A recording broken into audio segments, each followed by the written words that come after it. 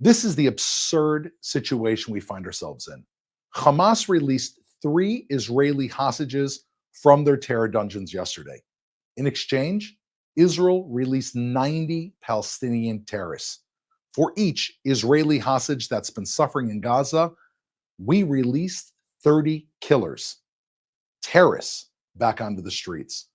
What did the media show? They showed Palestinian women leaving Israel's prisons alongside images of Israeli women leaving Hamas captivity, as if these were nice women leaving Israeli prisons and these were nice women leaving Hamas captivity.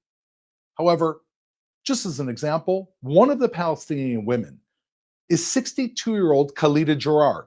She's a gray-haired woman. She could be your grandmother. But why was she behind bars? Jarrar ran a cell in a terror organization called the Popular Front for the Liberation of Palestine, the PFLP. In 2017, a 17-year-old Israeli girl named Rina Schneer was on a hike. A PFLP terrorist was watching Rina from a distance. He held a remote detonator in his hand. When Rina got close to the bomb, the terrorist pressed the button. The bomb exploded and Rina was murdered. Jarrar did not push the button herself, but she ran the cell that carried out the operation. This is who Hamas is fighting to free. This is who Hamas is fighting to free from Israeli prisons. We are overjoyed to see Emily, Doron, and Romy come home. They did not blow up any 17-year-old girls. Israel wants innocent civilians back home. Hamas wants the people who murdered innocent civilians to be back on the streets. Don't let anyone forget this. This is the one thing the whole world needs to understand. The rehabilitation of Gaza cannot mean the rehabilitation of Hamas. Hamas cannot be allowed again to rule Gaza. Hamas was weakened. Hamas is right now getting a breather. Hamas's plan right now is to take over Gaza.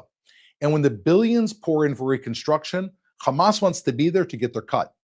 Hamas wants to rebuild their economy. Hamas wants to strengthen their ties with backers Turkey and Qatar, just like they did with Iran. Hamas will try to do all this while the world is not paying attention. That's why they want Israel out of the Gaza Strip. That's why they want Israel out of the Philadelphia corridor, which is the border of Egypt. Hamas is planning to take over Gaza today in order to destroy Israel tomorrow. Just because there's a hostage deal does not mean Hamas's war is over. Let's not be fooled. Hamas is planning to rebrand, rebuild, but their goal is the same. Hamas's goal is war until Israel is destroyed. Now, please let's take some questions from our audience watching live on social media. Thank you, Doron. Our first question comes from Instagram. An IDF reservist was killed by a roadside bomb today in the West Bank. There may be a ceasefire in Gaza, but does this mean that the situation in the West Bank could head up further? There is no question that the situation in Judea and Samaria, which is also called the West Bank, is becoming more dangerous as a result of this deal. The terrorists, many of them who are being released from Israeli prisons, which is the awful, gut-wrenching price of releasing the Israeli hostages that are suffering in Gaza, many of them are heading into Judea and Samaria.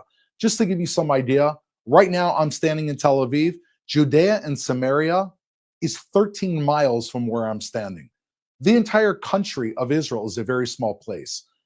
We're not releasing the terrorists to downtown Tel Aviv, but we are releasing them to areas where there are Jews living and Palestinians living that are just a few miles from downtown Tel Aviv, downtown Jerusalem, and Haifa.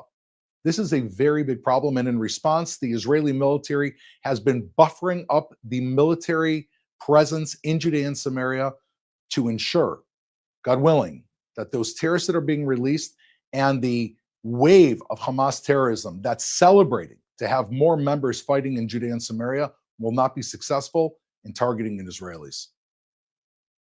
Thank you. Our next question comes from Debbie on Instagram. Why doesn't Israel have the death penalty for these terrorists?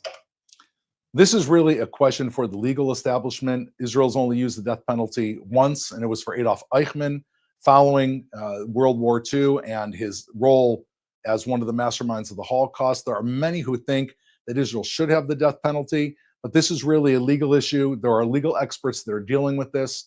And I personally understand where you're coming from. And I think many Israelis personally understand where you're coming from. Write to your local Knesset member and let's see what we can do. Thank you. Our next question comes from Nick on Instagram. Why are the proportions like this? Shouldn't 100 hostages be exchanged for one terrorist? First of all, there should be no terrorists that are exchanged for Israeli hostages. Israeli hostages were abducted from their beds while sleeping in the Israeli communities. As an example, one of the women that was released yesterday, Emily, she texted her family saying, "They've got me." This is the type of people that are being released. Romy wrote to her parents. The last text said, "I'm bleeding. I've been shot. Everyone in the car is bleeding." These are the Israeli hostages. They were ripped from their beds and taken to Gaza. They're not worth any Hamas terrorists. Hamas terrorists should be in their jail. There is no proportion whatsoever. The only thing that is correct is that 96 Israeli hostages should be coming home. The issue is that Israel has been fighting Hamas in Gaza. We've had an incredible victory against Hamas in Gaza, against Hezbollah in the north, against the Houthis, and against militias in Iraq and Iran, not to mention Iran itself and the downfall of Syria. However, when you have Israelis who are trapped underneath the ground, including Jews and Muslims and Christians, our hearts go out to them, and we're doing what we can to bring them home. And this, and I appreciate your question, is the awful price we're paying, a price that, God forbid, it may cost more blood in the future in order to catch these criminals and bring them back to justice again. Thank you. Our next question comes from Karen. Did all of the released prisoners go to Gaza or did they go elsewhere? No, Karen, the prisoners went to multiple locations, and some of them, as I just mentioned, actually went to Judea and Samaria, others to Gaza. And we'll see as this is a gradual plan. As it's unfolding, there are different negotiations in place where the rest of them will go. But unfortunately, wherever they go, they're going free. This is bad for anyone who cares about freedom. This is bad for anyone that lives in any country that respects life. If these people and their cohorts are strengthened because they're leaving Israeli prisons, it could encourage other terrorists around the world to try to carry out terror acts. And therefore, we all need to be vigilant and understand there's only one place for these terrorists. It's locked away where they can't hurt anybody. Thank you. This is our final question. Donald Trump becomes the president of the United States in a few hours. What is Israel looking for from the new administration? The most important thing that Israel's looking for is to be a strong, independent, and vital state where we can protect our own democratic interests, the Jews, Christians, and Muslims that live in our border. We are a peace-seeking nation, but we are a strong nation. We're not going to be bullied. We're certainly not going to allow another October 7th to happen. And we welcome the incoming administration who sees eye to eye with these values. America is the greatest friend of Israel, and therefore, hopefully together, we can build a stronger Israel, which means a stronger Middle East. Thank you for your questions. Thank you for tuning in. We'll be back tomorrow at 3 p.m. Israel time, 8 a.m. East Coast time. Thank you for watching.